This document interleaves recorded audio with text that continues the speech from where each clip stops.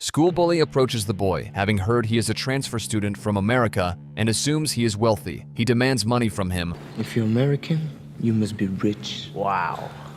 You must have read some pretty big books. But the boy stands firm and instead plots to extort them. The outcome is predictable.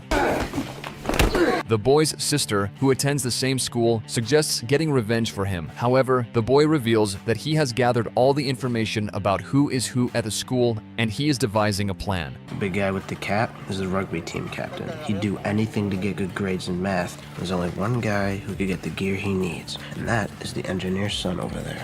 There's a difficult exam 2 weeks later. Warren gives the straight-A student a few collectible cards he has been wanting in exchange for the exam answers. He then passes those answers to a burly boy, asking him to help deal with the bully. Yet, one person's strength is far from sufficient. Warren pretends to be injured and sneaks into the school infirmary to steal some pills, which he uses to help several athletes ace their physical test. Once they are gathered, they deal a harsh blow to the bully and his gang. The burly boy lands a particularly heavy hit.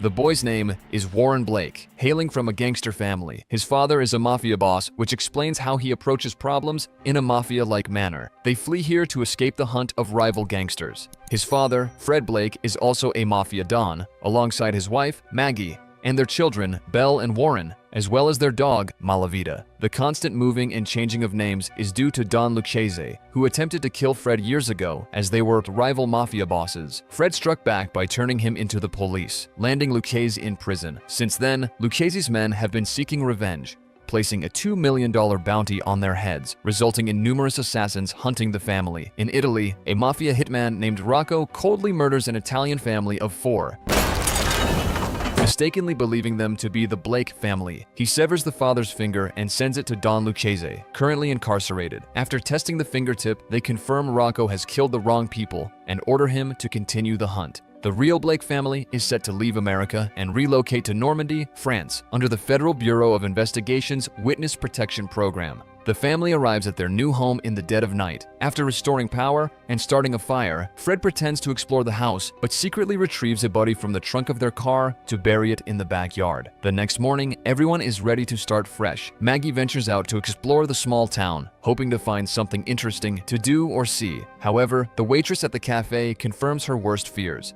There is a Brazilian museum machine. It's next town, 20 kilometers.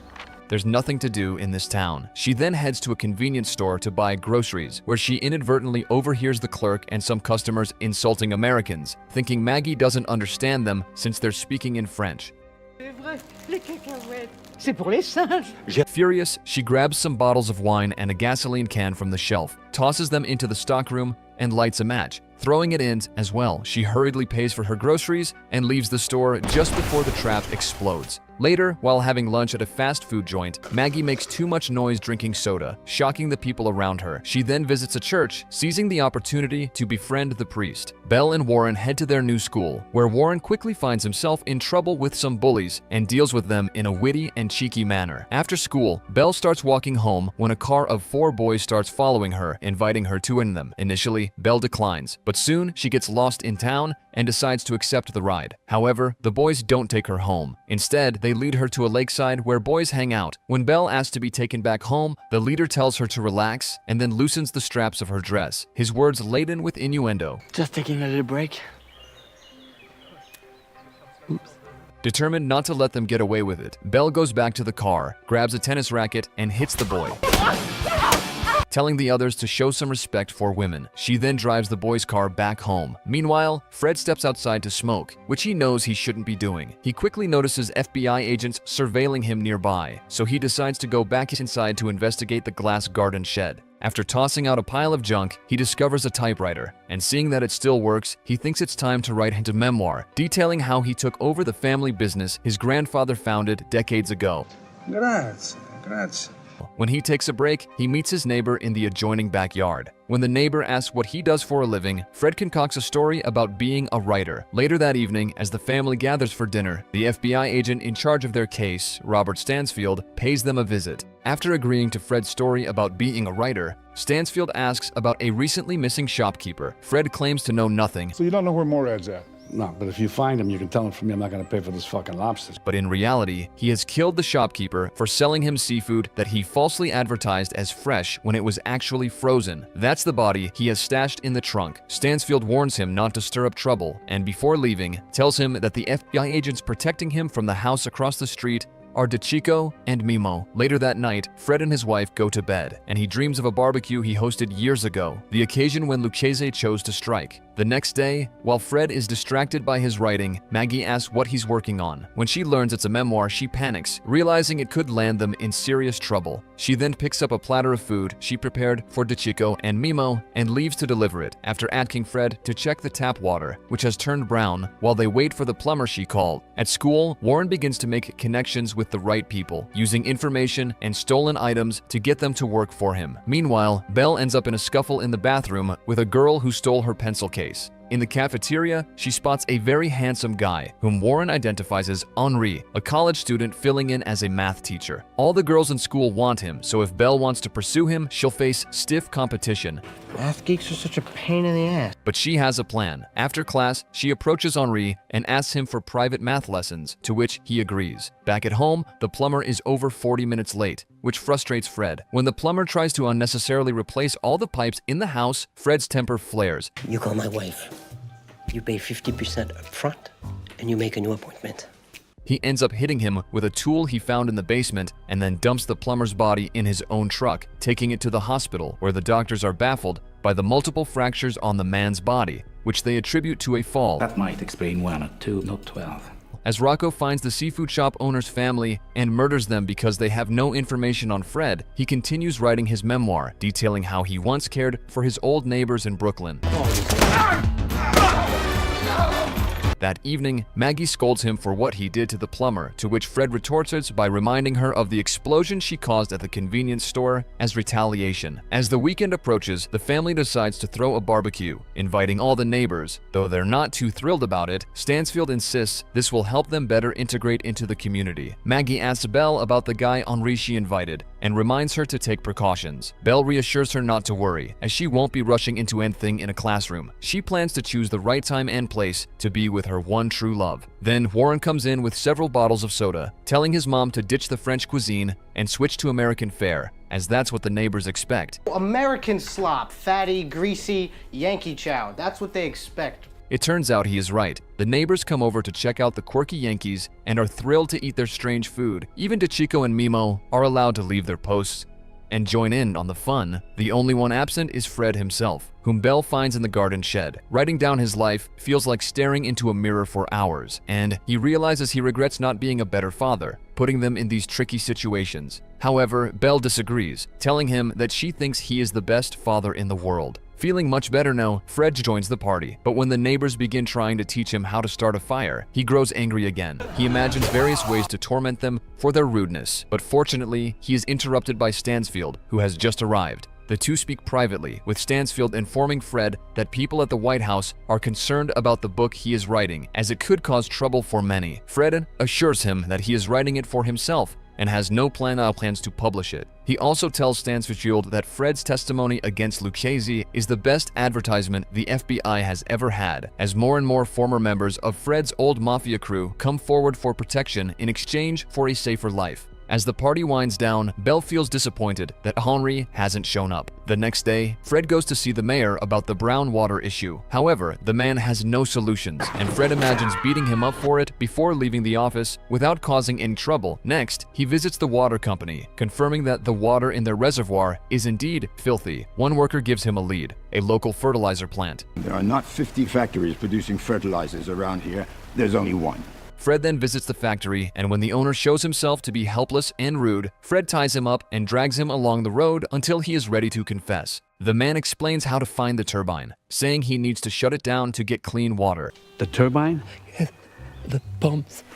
Stop it. Now armed with the information he needs, Fred leaves him and his bike in the middle of the road, threatening him. When he gets home, he finds Stansfield reading his manuscript. Stansfield likes it, but still reprimands Fred for writing it in the first place. Meanwhile, Maggie continues her visits to the church, where the priest, having assured her that everything she tells Huxall is confidential, manages to persuade her to confess with him. However, what she reveals is so disturbing that it troubles the priest for a week, leading him to ban her from entering the church again. Your family is the incarnation of evil.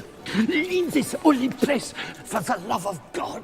At school, Warren forgets to write something for the school newspaper as promised, and with only 5 minutes to submit, he ends up quoting a line from Lucchese that he heard as a child. It's good enough for you, it's good enough for me.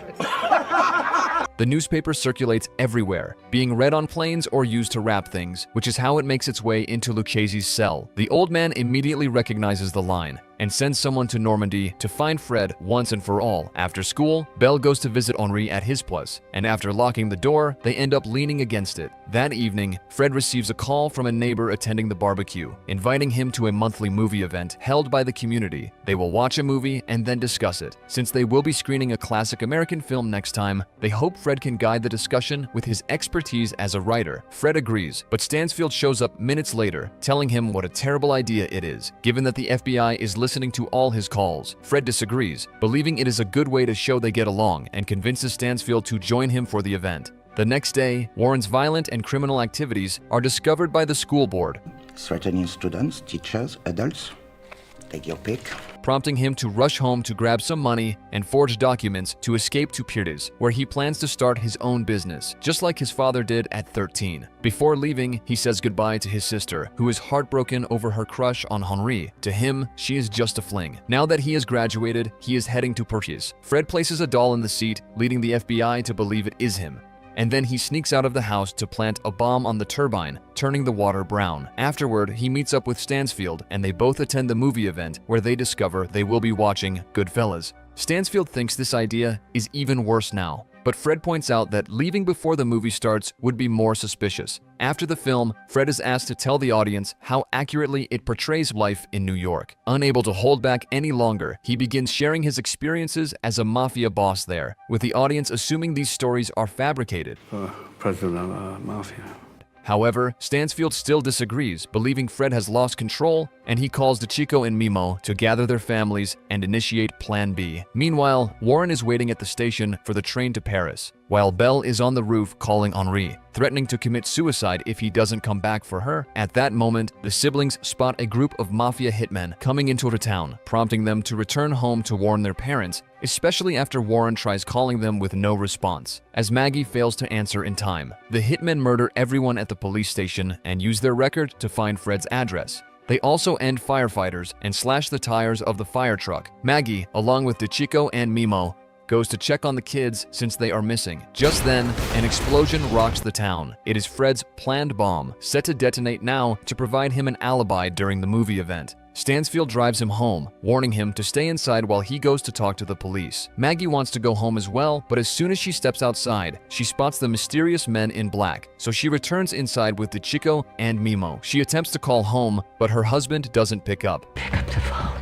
please. The hitmen enter the house, detonating explosives that kill all the neighbors who have come out to see what is going on. Fred is lucky. He hears Malavitas barking as an alarm and manages to hide in the garden, escaping unharmed. Maggie tries to get him, but as DeChico and Mimo reach the doorway, a hitman shoots them, threatening to exploit Maggie's weakness before killing her. Just then, Fred arrives, lunging at the hitman and choking him from behind, while Maggie searches for a knife and uses it to end the attacker. Meanwhile, while all the hitmen are busy rummaging through the wreckage of the house and arguing about whether to kill the dog, Warren and Belle show up and steal some weapons from the hitmen's car trunk. A gunfight ensues, with Warren and Belle taking out most of the hitmen, except for Rocco. After being hit by the recoil, Warren passes out, and Belle drops him on the ground and starts to flee, hoping Rocco will run out of bullets first. However, the old man proves surprisingly resilient, chasing after her until Stansfield suddenly appears, crashing into him with his car. While the hitmen may have all been dead, the family's identity has been exposed, forcing them to move to a new town once again and assume new identities. Still, Fred is glad he could share his story with the crowd, even if they all think it is fake.